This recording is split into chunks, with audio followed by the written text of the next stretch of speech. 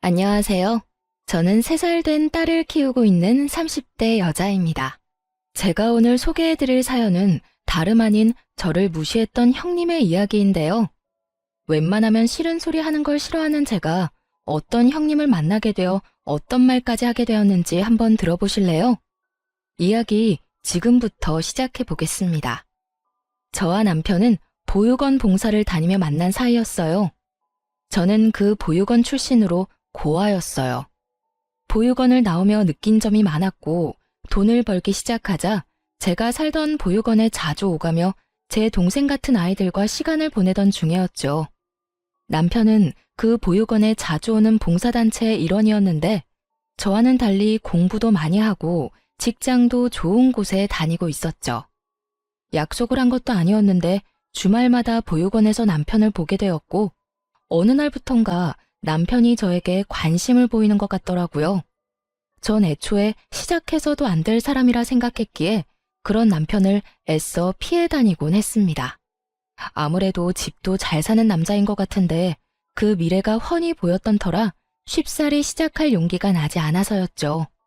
하지만 남편은 그런 저를 끝까지 붙잡아 주었고 한결같은 남편의 모습에 딱 연애까지만 하기로 마음을 먹고 시작하게 되었습니다. 나를 한결같이 좋아한다는 남편을 밀어내기엔 저 역시 남편을 너무나도 좋아하게 되었고 그런 남편과 결혼까지 하기엔 제가 고아라는 사실이 저희의 결혼에 큰 산처럼 장애물이 된다고 생각했었죠. 그렇게 한순간 한순간이 행복하지만 아쉬운 날이 이어지던 어느 날 남편이 저에게 본가로 함께 가자고 하더라고요. 다은아, 오늘 우리 집에 가자. 어? 어딜 가자고? 우리 집에 부모님이 너 한번 보고 싶으시대. 날? 날 왜? 내 이야기 집에다 한 거야? 어디까지 이야기했는데 나 고아인 거 다 알고 계셔? 오, 내가 다 말했어. 다은이 네가 무슨 걱정하는지 다 아는데 나 믿고 일단 가자. 네가 걱정하는 그런 일 없을 거야. 남편은 걱정할 필요가 없다고 했지만 아무래도 걱정이 될 수밖에 없었어요. 그리고 속으로 이런 생각을 했죠. 아, 우리가 헤어진 날이 바로 오늘이구나 하고요. 전 그런 다짐들을 하며 시댁으로 가게 되었고 모진 말들을 쏟아낼 것이란 제 예상과는 달리 남편의 부모님들은 저를 따뜻하게 품어주셨어요. 다은 양, 왜 그렇게 긴장하고 있어요? 긴장 좀 풀어요. 우리 다은 양 안 잡아먹어요. 실물이 더 예쁘네. 우리 아들놈이 그렇게 다은 양을 귀찮게 했다면서요? 얼마나 대단한 여자길래 우리 아들이 저리도 애타하나 했더니 이렇게 보니 왜 그랬는지 알겠네요. 어쩌면 이렇게 예뻐요? 눈도 맑고 피부도 밝고 우리 아들이 푹 빠질만 하네. 어허, 이 사람아. 귀한 손님 불러놓고 계속 세워둘 거야? 얼른 밥부터 먹어야 할 거 아니야. 얼른 여기 편하게 앉아요. 저 사람이 손님 온다고 이것저것 많이 했어요. 내가 말했지? 걱정하지 말라고. 우리 부모님이 사진 말고 실물 보고 싶다고 하도 성하셔서 오자고 한 거야.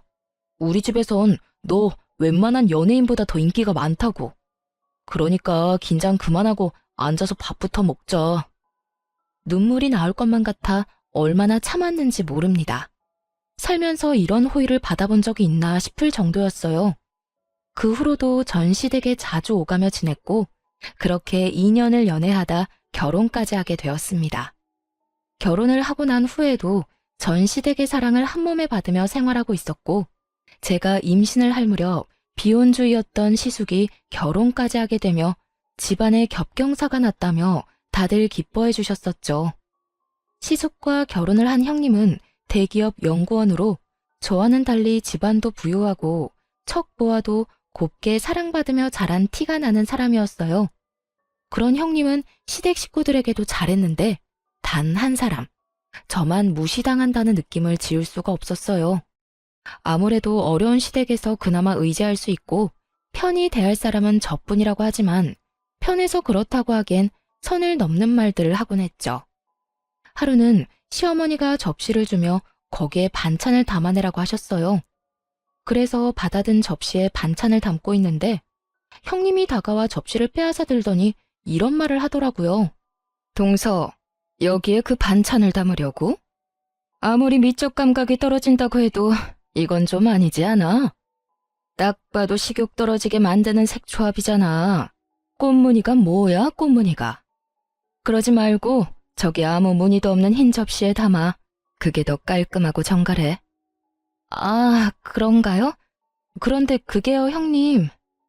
형님은 어머님이 골라준 접시라는 사실을 생각지도 못하고 있었고, 저는 우물쭈물 어떻게 해야 할지 몰라 쉽사리 대답을 못하고 있었어요.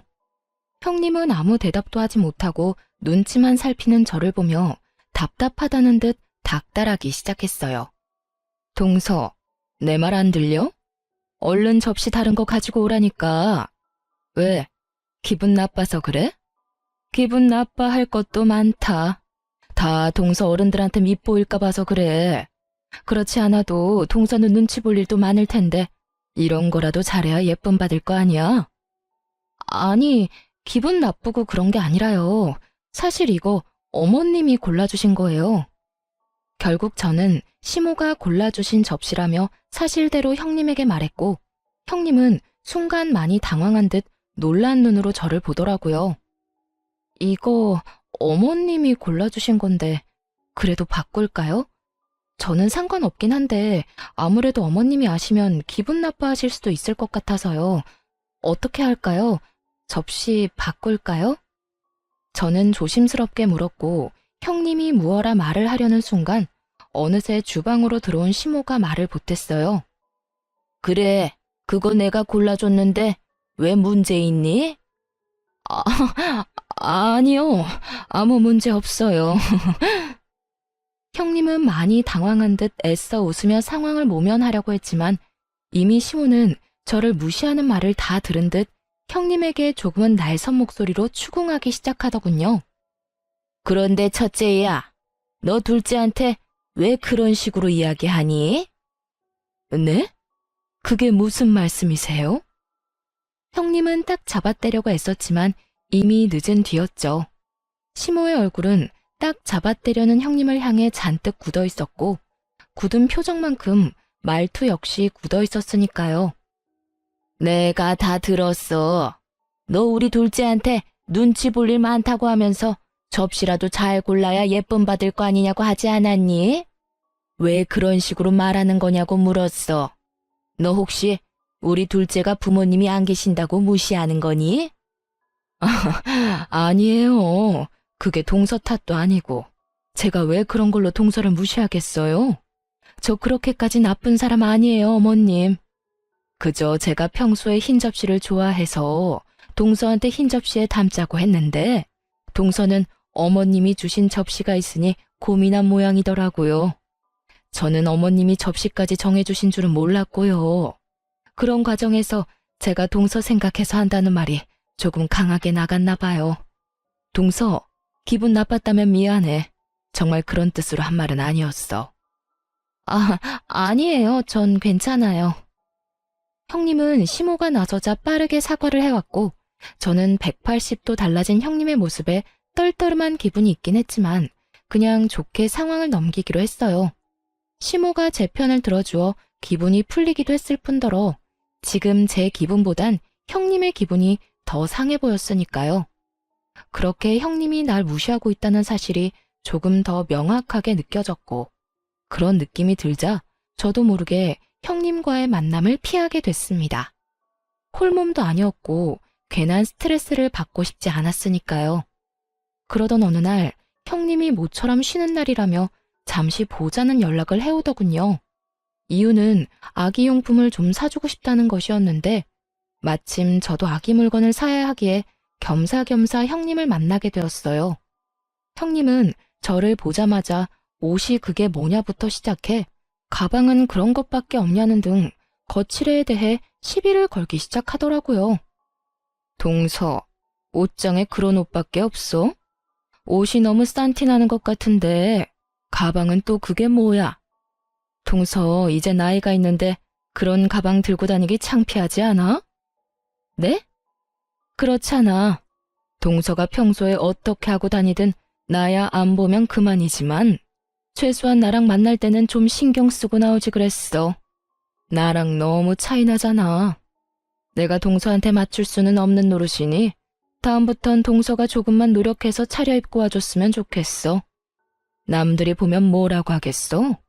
전 그저 평범한 노란색 원피스에 남편이 사준 가방을 들고 나갔을 뿐인데 그런 식으로 말하니 기분이 나빠오더라고요. 만나자마자 바로 집으로 갈 수도 없는 노릇이고 그렇다고 참고 있기엔 이건 아니다 싶어 시비를 끊어주기로 했죠. 이 인부복이랑 가방이랑 다 남편이 사줬는데 그렇게 별로예요?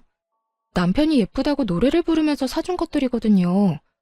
아, 형님이 그렇게 말하니 이상한 것 같기도 하고.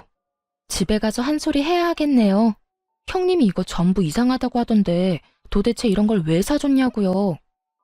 아, 서방님이 사줬어? 난 몰랐네. 그런데 동서, 서방님한테 뭘 그런 이야기까지 하고 그래? 그런 이야기는 하지 마. 괜히 서방님 오해하겠다. 나는 그냥 동서 옷 한 벌 사주고 싶어서 일부러 트집 잡은 것뿐이야. 내가 그냥 사준다고 하면 동서가 안 받는다고 할까 봐서 말이야.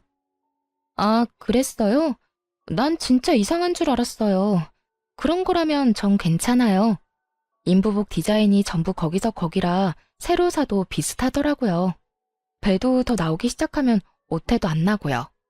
그냥 있던 거 입을게요. 그럴래? 그러면 이제 아기용품 보러 갈까? 형님은 평소에 식구들의 이목을 엄청나게 신경 쓰는 사람인데 아니나 다를까 제가 남편 이야기를 꺼내니 바로 꽁지를 내려버리더군요. 그런 형님의 모습을 보며 저를 업신여긴다고 확신하게 되었고 저 역시 그런 사람에게 무엇도 받고 싶지 않았어요. 그 뒤로 아기용품을 사준다며 형님은 저를 끌고 다녔지만 다 있다고 하며 아무것도 받지 않았어요. 전 제가 필요한 물건을 사고 무거운 몸을 핑계 삼아 집으로 돌아와 버렸습니다. 집으로 돌아오니 일찍 퇴근한 남편이 저를 기다리고 있었고 저를 향해 걱정스럽게 물어오더라고요. 여보, 무슨 일 있었어? 너무 피곤해 보이는데 누굴 만나고 왔길래 표정이 그래? 아, 형님. 아기용품 사주신다고 해서 나갔다 왔어. 그래? 그러고 보니 형이 당신 뭐라도 사주라고 형수님한테 돈 줬다고 하더라. 그래서 뭐 사주시던데? 그럼 그렇지. 그간 제가 봐온 형님은 절대 스스로 나서서 저에게 뭘 사줄 사람이 아니었으니까요. 뭐든 많이 사주시려고 했는데 그냥 내가 안 받았어. 불편해서 받고 싶지 않더라고. 필요한 게 없기도 했고. 어? 당신이 뭘 받고 싶지도 않다고 말하는 거 보면 형수님이 당신 마음에 안 든다는 건데 왜? 형수님이랑 무슨 일 있어? 아차 싶었어요. 연애 시절과 결혼 생활을 하는 내내 남편은 저에게 넘치는 관심을 쏟고 있던 터라 때론 제가 모르는 모습조차 알던 사람이었습니다. 그래서 불편한 사람에게는 제가 쌀 한 톨 받기를 꺼린다는 것을 그 누구보다 잘 알고 있었죠.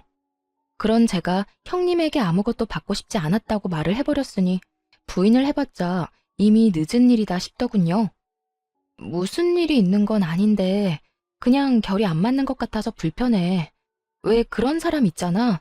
싫은 건 아닌데 결이 안 맞는 사람. 나한텐 형님이 그런 것 같아.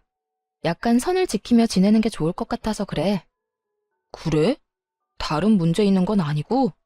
그때 엄마한테 들어보니 형수님이 당신을 알게 모르게 무시하는 것 같다고 하던데.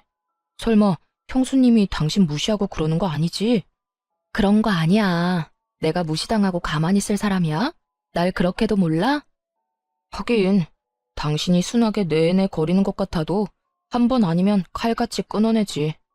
그래도 혹시나 무슨 일 있으면 꼭 나한테 말해. 알겠지?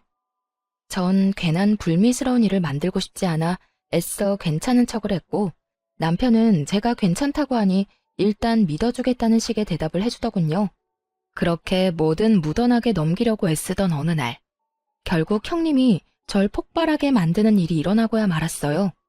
그날은 시부의 생신으로 형님과 제가 생신상을 차리고 있었는데 평소 아버님을 비롯해 식구들이 좋아하는 식혜를 함께 만들고 있을 때였어요. 동서는 별걸 다 만들 줄 아네? 그런 건 누구한테 배운 거야? 가르쳐줄 어른도 없었을 텐데. 아, 보육원에서 배운 거야? 이 말에 폭발을 했냐고요? 아니요. 기분이 좋진 않았지만 참을 수 있는 정도였어요. 학교에 다니며 저런 말은 수도 없이 들었던 터라 저 정도 비아냥은 그저 우습기만 했어요. 아, 어머님께 배웠어요. 매년 생일에 이렇게 만들어드리더라고요. 남편도 좋아하고 해서 저도 배워두면 좋겠다 해서 배웠어요. 아주버님도 좋아하시는 것 같은데 형님도 이참에 배워두실래요? 아유, 됐어. 그까짓 거 얼마나 한다고. 요즘 수제식혜 얼마나 잘 만드는데 사 먹는 게 편하고 좋아. 그렇긴 하죠. 돈 주고 사 먹으면 편하긴 해요, 사실. 전 이제 그만 대화하고 싶다는 의미로 고개를 돌려버렸고 그쯤 하면 제 뜻을 알아듣고 그만해도 될 텐데 형님은 기어코 입을 또 열어버리더군요. 편한 걸 안다는 사람이 왜 이 고생을 하는 거야? 그렇게 아버님 어머님께 잘 보이고 싶은 거야?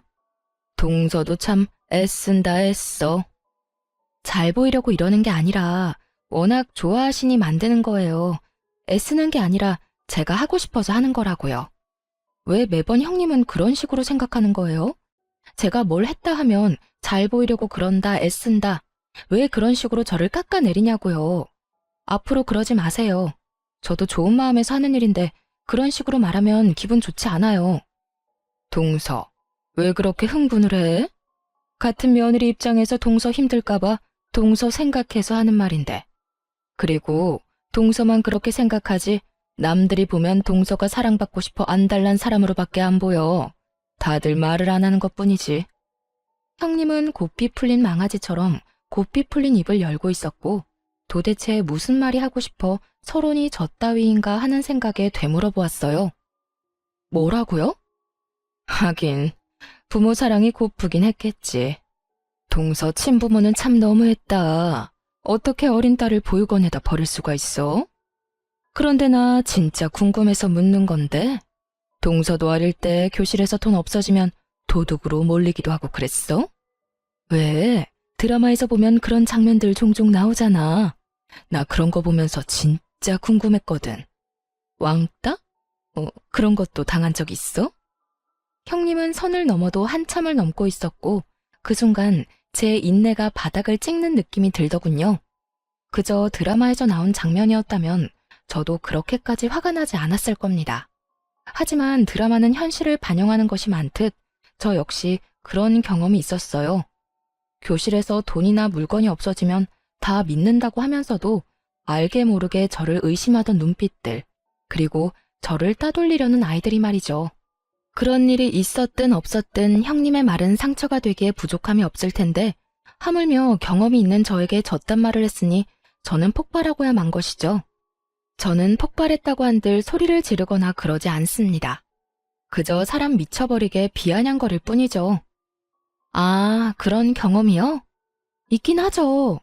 왜 교실에 딱 그런 애들 있잖아요.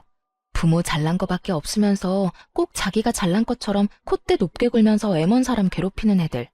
그런 애들이 주동에서 사람 하나 잡아대면 당해낼 방법이 없더라고요. 그런데 형님 그거 아세요? 꼭 그런 애들이 커서 제 버릇 못 버리고 자기보다 약한 사람이나 자기보다 아랫사람을 그렇게 괴롭히더라고요.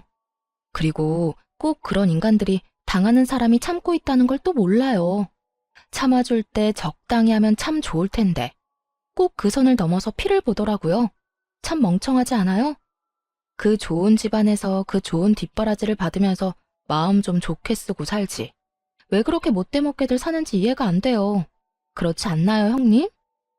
형님은 대기업 연구원답게 자신을 향한 제 비아냥을 단번에 알아들었고 순식간에 표정을 굳히며 제게 물어오더라고요. 동서, 지금 말에 가시가 있는 것 같다.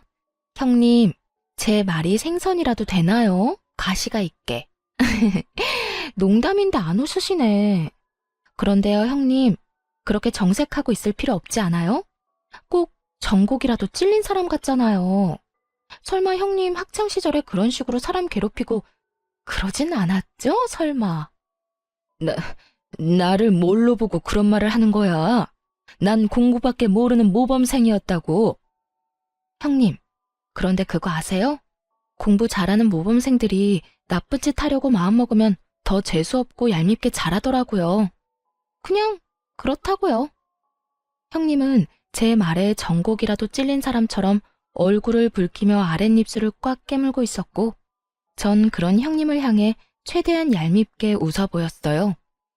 제 웃음을 본 형님이 저에게 무슨 말을 하려는 찰나 시모가 주방으로 들어왔고, 저희의 본격적인 첫 다툼은 일단락되었죠. 그날 이후 형님은 더는 제가 참아야 할 대상에서 삭제되어 버렸고, 전 그 어떤 형님의 행동도 받아주지 않기 시작했습니다. 그 후 형님은 본인이 제대로 저에게 한 방 먹었다는 사실이 분한지 시비를 못 걸어 안달인 상태였고, 전 그런 형님의 시비를 비아냥거림으로 받아주며 그 입을 막아버렸어요. 그렇게 크고 작은 부딪힘이 계속되던 어느 날이었죠. 그날은 시어머니가 우리 집에 반찬을 좀 가져다 주신다며 온다고 한 날이었는데, 형님이 이 사실을 알고 반차까지 쓰고선 함께 왔더라고요.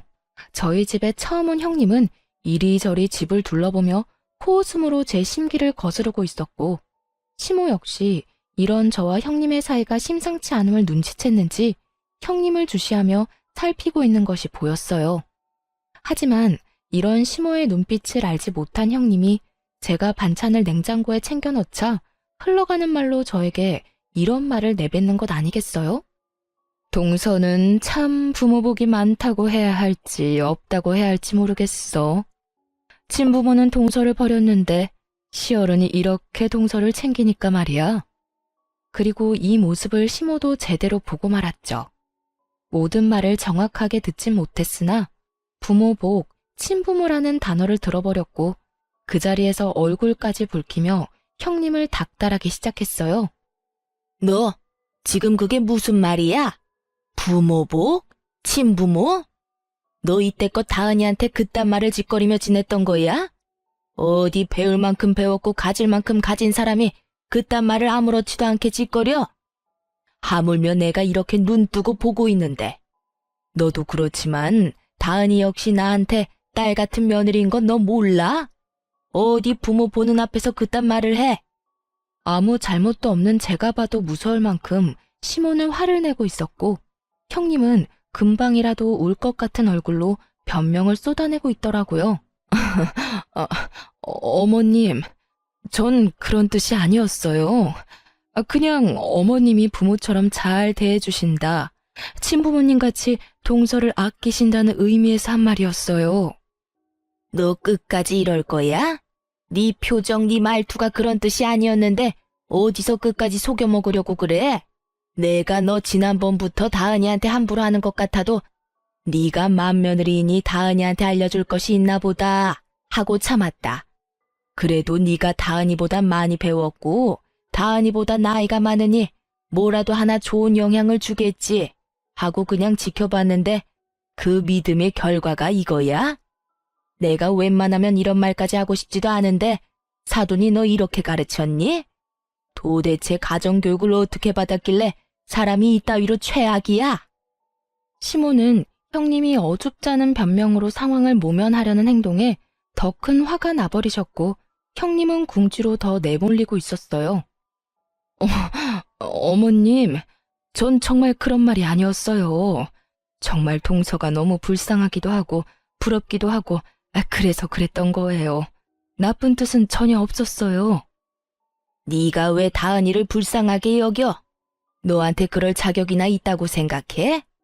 다은이가 뭐가 부족해서 너한테 그런 말을 들어야 한단 말이냐고.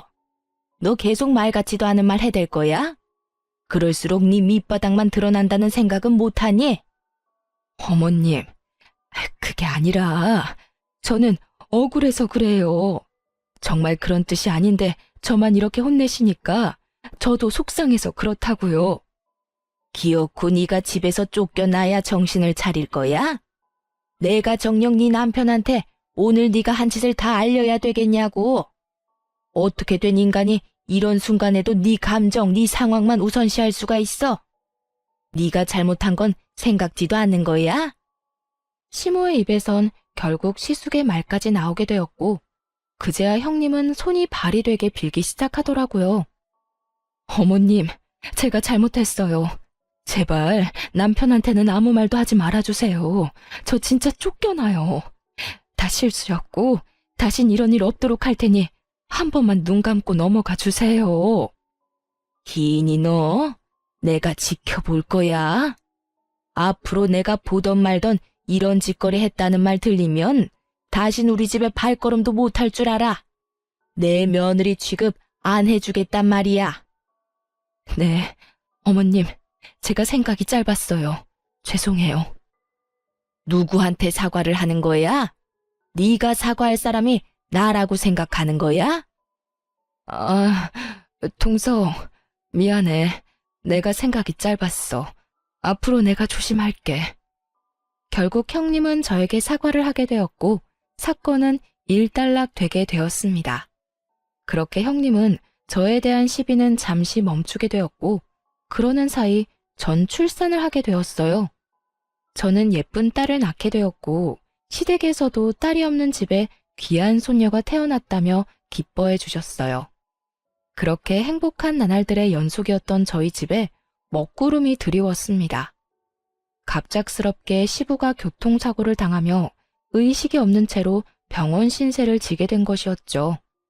그것만 해도 세상이 무너질 것만 같았는데 문제는 또 다른 곳에서 연속해서 일어나기 시작했어요. 시아버지는 사업을 하시던 분이었는데 운영하고 있던 회사에도 적신호가 켜진 것이었어요.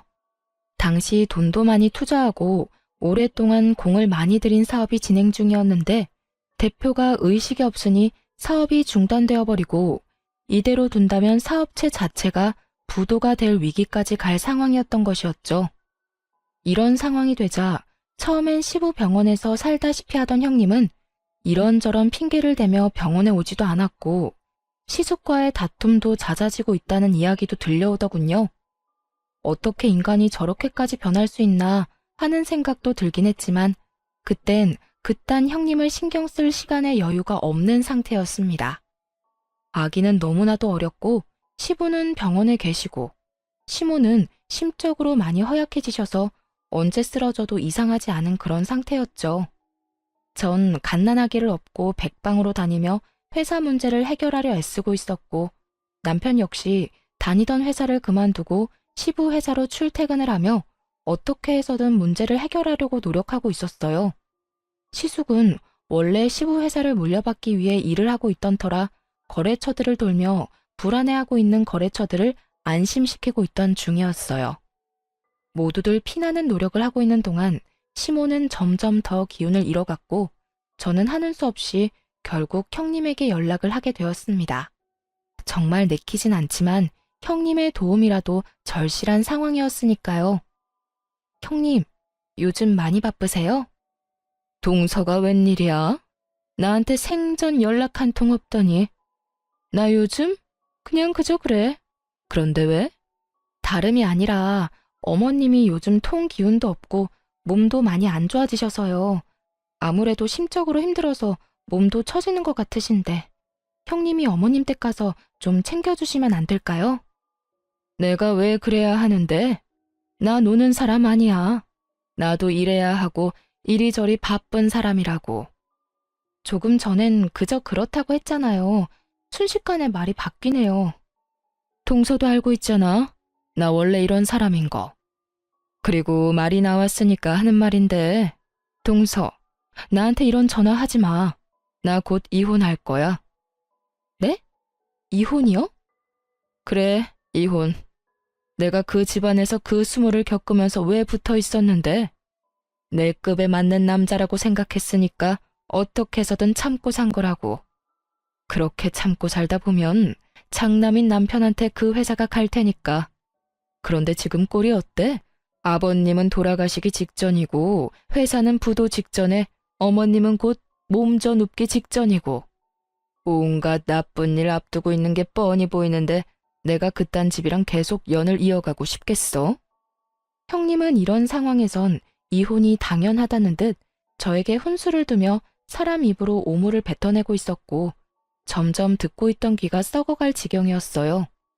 앞뒤가 다른 사람이란 건 진작 알고 있었지만 이 정도로 최악이라고는 생각하지 않았는데 형님은 생각보다 더 인간 이하임을 증명하듯 선 넘는 말도 거침없이 내뱉더라고요. 더는 이런 사람에게 사람 대접을 해주고 싶지 않았던 저는 언성을 높이며 따져 묻기 시작했어요. 와, 진짜 너 내 생각보다 더 쓰레기구나. 어떻게 그런 말을 아무렇지 않게 할 수가 있어. 돌아가시기 직전이라고? 다른 건 다 그렇다 쳐도 그런 말은 하면 안 되는 건 몰라? 동서야말로 윗사람한테 버릇없이 반말부터 찍찍 내뱉는 거 보니 알만하네. 그리고 내가 틀린 말 했어? 맞잖아. 이때까지 의식 없는 거 보면 그 결말이야 뻔한 거 아니야? 하여튼 날 쓰레기라 하든 말든 상관없고 그 사람 출장에서 돌아오자마자 이혼하자고 할 거니까 그런 줄 알고 나한테 전화하지 마. 전화하라고 해도 안 할 거니까 걱정하지 말고 앞으로 네 신세나 걱정해. 내가 지금 이 순간을 땅을 치고 후회하게 만들어줄 테니까. 동서가? 아니, 이제 이혼할 건데 동서라고 할 필요도 없겠네. 사실 너같이 하자 있는 인간이랑 가족으로 엮이는 것 자체가 나 같은 사람한텐 불쾌하거든. 아는지 모르겠지만 말이야. 하여튼 네가 날 후회하게 만들 수 있다고 생각한다는 것 자체가 어이없긴 하지만 두고는 봐줄게. 과연 고아의 고졸인 네가 어떻게 날 후회하게 만들지 말이야. 그래, 잘 지켜봐.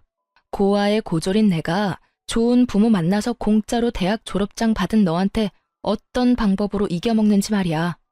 각오해도 좋을 거야. 어머나, 무서워서 눈물이 다 나려고 하네. 동서도 그러고 보면 참 불쌍해. 나는 이혼하고 돌아갈 가족이라도 있으니 이런 상황에 도망이라도 가지. 동서는 겨우 만든 가정 깰 수도 없으니 그러고 죽을 힘을 다해 애쓰는 거 아니겠소? 깰 수 없어서 애쓰는 게 아니라 깨고 싶지 않아서 애쓰는 거야. 난 너 같은 인간이 아니니까 말이야. 그래, 그렇게 생각하고 잘 살아봐. 네가 거지된 그 시대 것들 끌어안고 빌빌거리며 살 동안 나는 부자 남자 만나서 재혼할 테니까. 그러면 끊어. 다신 전화하지 말고. 전화를 끊고 나서도 한동안은 치가 떨려왔어요. 어떻게 이런 인간이 있나 싶어요. 제가 고아로 살아온 그 세월 동안 정말 별의별 인간을 다 봤지만 이렇게 추악한 인간은 처음이었고 저를 그만큼 화나게 만든 인간도 처음이었어요. 오죽했으면 고등학생 때 제 알바비를 떼먹은 사장놈이 착하게 느껴졌을 정도였으니까요. 하여튼 전 형님의 추악한 짓거리에 힘입어 회사 문제를 더욱 빠르게 해결해 나갔어요. 저 혼자만 노력한 건 아니었죠. 회사에서 20년, 30년 일해주신 여러 직원분들을 비롯해 입사한 지 반년도 채 되지 않는 신입사원분들까지 모두 한마음 한뜻으로 밤낮 없이 회사를 위해 노력했고 결국 저인 시부의 부재를 완벽히 메우게 되었습니다. 네, 회사에 사활이 걸린 일을 성공시킨 것이었어요. 그렇게 회사가 다시 일어서는 동안 형님의 이혼은 진행되고 있었고 마지막 법원 출석만 앞둔 날이었죠. 그날은 특별한 날이었기에 저와 남편 그리고 주인공인 시숙까지 모두 함께 법원에 가게 되었어요. 이혼이 선고되고 법원을 나서는데 형님이 또 비아냥거리기 시작했어요. 기다리고 기다리던 순간이었죠. 이제 정말 끝이네. 그동안 나 정말 수고하지 않았어? 급도 안 맞는 동서하고 가족으로 엮이느라 수고했고 그런 동서 편만 드는 당신 가족들 비위 맞추느라 수고했고 어쨌든 이제 이혼까지 했으니 다신 마주치지도 말자. 혹시나 쫄딱 망했다고 구질구질하게 찾아오거나 연락하지 말란 말이야. 그러면 가난하게 잘 살아. 형님은 한결같이 인간답지 않은 면모를 뽐내고 있었고 그런 형님을 저와 남편 그리고 시숙은 마음껏 비웃어 주었어요. 저희가 배를 잡고 웃어버리자 불안한 눈빛으로 이유를 묻더군요. 그런 형님에게 시숙은 모든 사실을 알려주었죠. 가난? 어떻게 하지? 당신이 그렇게 간절하게 바라니 가난하게 살아주고는 싶은데 그렇게는 안 될 것 같은데? 뭐? 그게 무슨 말이야? 우리 회사 다시 일어났거든. 거래 성사했고 그 덕에 우리 회사 창립 이래 최고 매출 달성 중이야. 이게 다 당신 덕분이야. 당신 덕분에 우리 모두 없던 힘까지 짜내서 일 열심히 했거든. 거기에다 이렇게 이혼까지 해주다니 정말 고맙다, 당신. 뭐? 그게 사실이야? 거짓말이지? 괜히 내 앞에서 불쌍한 모습 보이기 싫어서 일부러 그러는 거지? 그럴 리가 없잖아. 내가 다 알아봤는데. 당신의 회사 가망 없다고 분명히 다 들었는데. 그랬었지. 그대로 뒀다간 가망이 없었겠지. 그런데 어떻게 하지? 거래는 성사했고 결국 우리는 해냈는데 말이야. 거짓말. 다 거짓말이잖아. 형님은 끝까지 그럴 리 없다며 현실을 외면하고 있었고, 그런 형님에게 시숙은 계약 성사 계약서를 내밀며 이렇게 말했어요. 이래도 못 믿겠으면 어쩔 수 없지. 어쨌든 당신이 한 말처럼 다신 만나지도 말자. 구질구질하게 연락하거나 찾아가지도 않을 테니 당신도 그렇게 해주고. 어떻게, 내가 왜 이혼까지 했는데? 쫄딱 망할 줄 알고 한 이혼인데 이러면 안 되는 거잖아. 당신이 진작 나한테 말했어야지. 그랬으면 내가 이혼까진 안 했을 거 아니야. 당신 나한테 거짓말했어? 나랑 이혼하고 싶어서 사업 쫄딱 망했다고 거짓말한 거냐고. 도대체 어떻게 된 일이야? 망해야 할 집이 왜 다시 일어선 거냐고.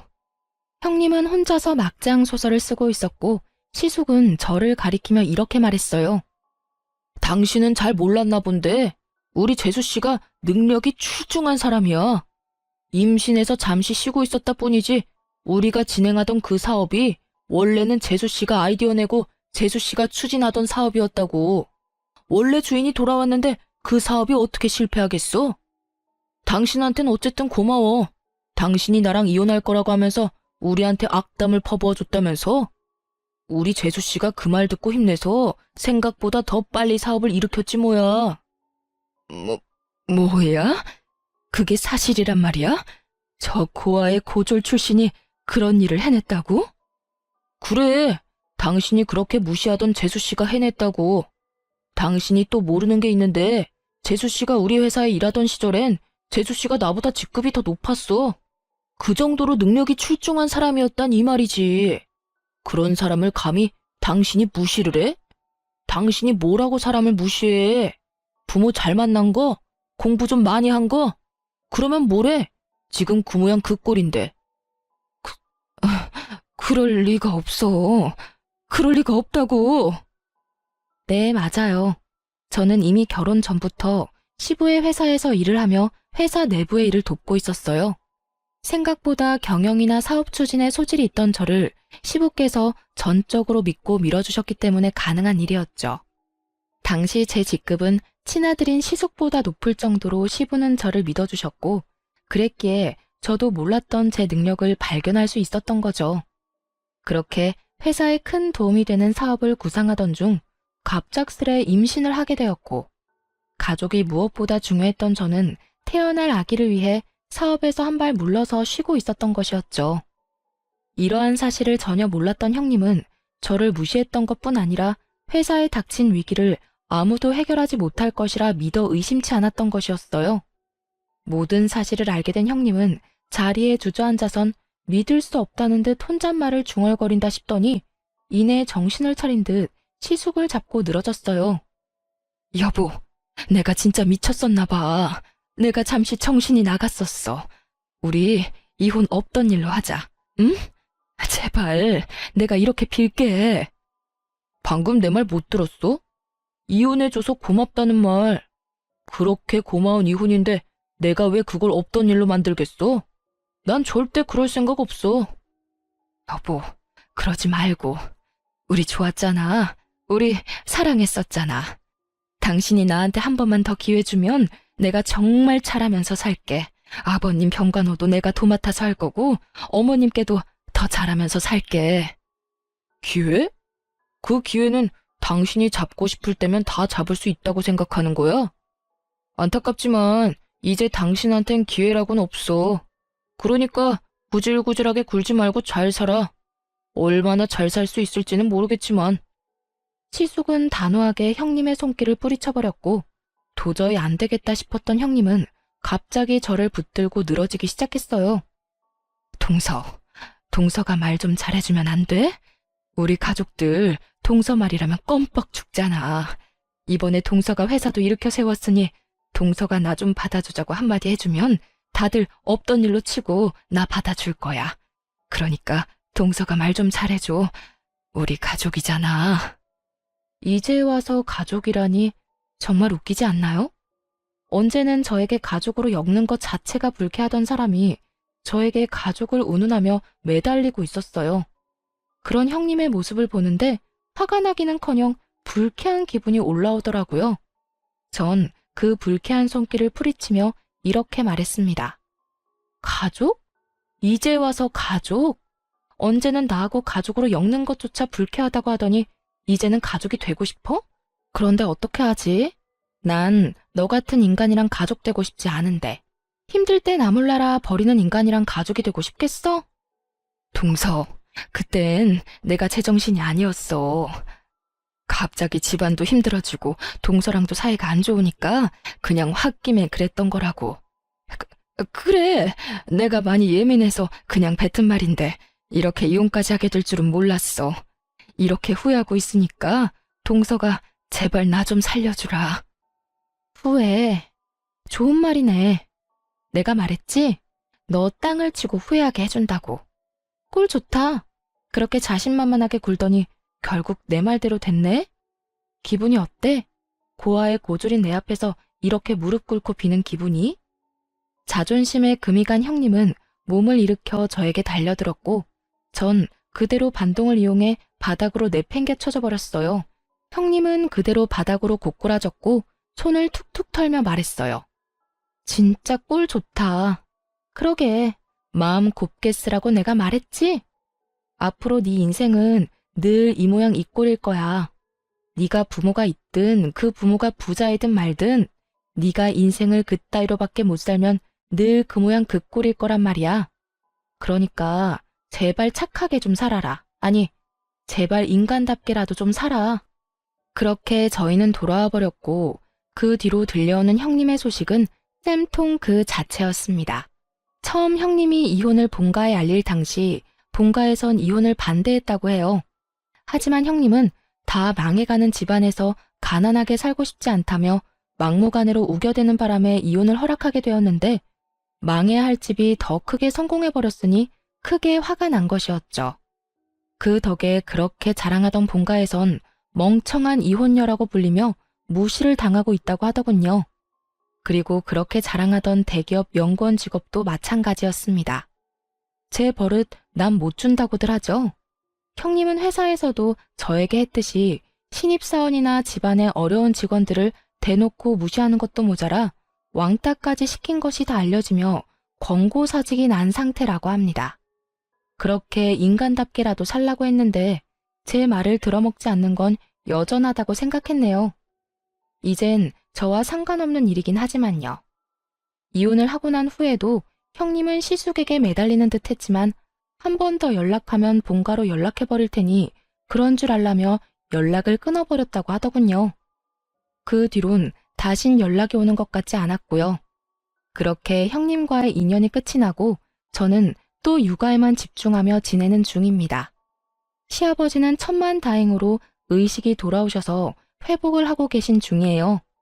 시어머니도 여러 가지 문제가 다 잘 풀리고 난 후 다시 생기를 되찾으셨어요. 어느 날은 저에게 이런 말씀을 하시더라고요. 다은아, 고맙다. 네가 이번에 고생이 많았다고 들었어. 사실 네 이야기를 처음 듣던 날 네가 달가운 건 아니었어. 나는 내가 그런 사람인 줄 몰랐는데 자식이 엮이니 나도 모르게 그런 마음이 들더구나. 그런데 계속 네 이야기를 듣고 네 사진을 보고 내 아들이랑 잘 지내는 모습을 보면서 네가 궁금해졌고 그렇게 널 처음 보는 날 내가 너를 품어줘야겠다고 생각했었어. 처음 본 그날 네가 너무 예뻤거든. 그런데 지금 돌아보니 내가 널 품은 게 아니라 네가 우리를 품어주고 있었구나. 너 때문에 우리가 다시 웃으면서 살 수 있게 됐어. 고맙다. 이렇게 말씀해 주시는데 정말 얼마나 울었는지 모릅니다. 저야말로 시부모님께서 저를 잘 품어주신 덕분에 이렇게 잘 살아가고 있는 것인데 저런 말씀을 해주시니까요. 전 저에게 계속 고맙다는 말씀을 해주시는 시모의 품에 안겨 앞으로 제가 더 잘하고 제가 더 사랑받을 수 있게 노력하며 살겠다고 다짐 또 다짐하게 되었습니다. 요즘엔 시댁에서 지내고 있는데 시숙도 시댁에서 지내며 즐거운 나날들을 보내고 있어요. 딸은 어느새 3살이 되었고 요즘엔 딸 재롱을 보는 재미에 푹 빠져 살고 있어요. 남편은 말할 것도 없거니와 시숙마저 저희 딸 재롱에 껌뻑껌뻑 넘어가선 지갑이 다치는 걸 본 적이 없네요. 그런 모습을 보고 있는 전 너무나도 행복하고요. 평생 외로웠던 저였는데 좋은 남편, 좋은 시댁을 만나 요즘처럼 인생이 즐겁고 행복한 적이 또 있나 싶거든요. 앞으로도 지금처럼만 행복하게 살 수 있도록 노력하며 살아가 보려고요. 이로써 저의 사연도 끝이 났네요. 저의 긴 사연 함께 해주신 분들 감사합니다. 좋은 하루 되세요.